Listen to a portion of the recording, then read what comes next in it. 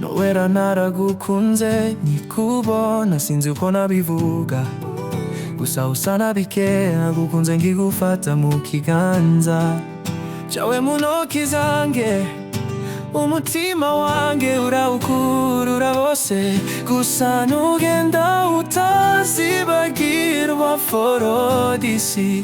Ikinda umenye ko Bwana ikuramo seti bebe.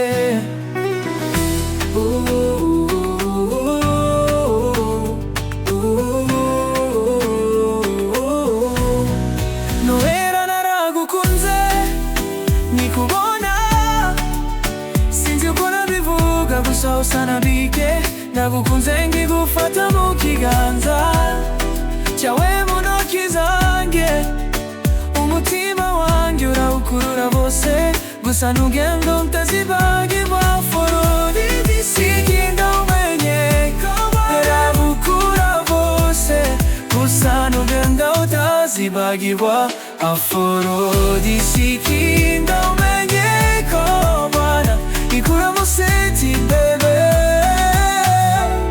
bebe.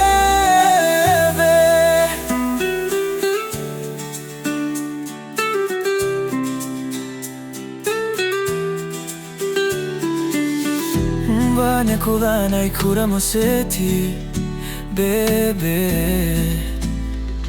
bebe.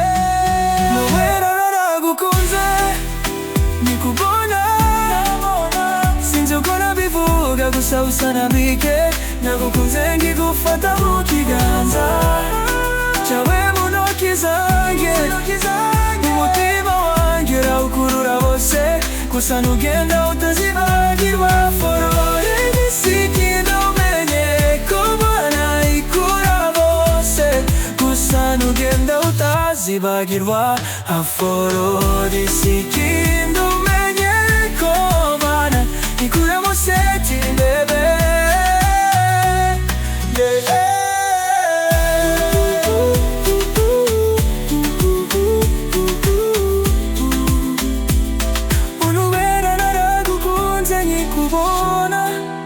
Sinzi uko nabivuga, gusa usa na bike nagukunze nkigufata mu kiganza cawe mu ntoki zange, umutima wange urawukurura wose, gusa nugenda utazibagirwa Aphrodisi. Ikinda umenye ko Bwana ikuramo seti bebe, bebe. Nowera naragukunze nkikubona sinzi uko nabivuga, gusa usa na bike nagukunze nkigufata mu kiganza cawe mu ntoki zange, umutima wange urawukurura wose, gusa nugenda utazibagirwa Aphrodisi.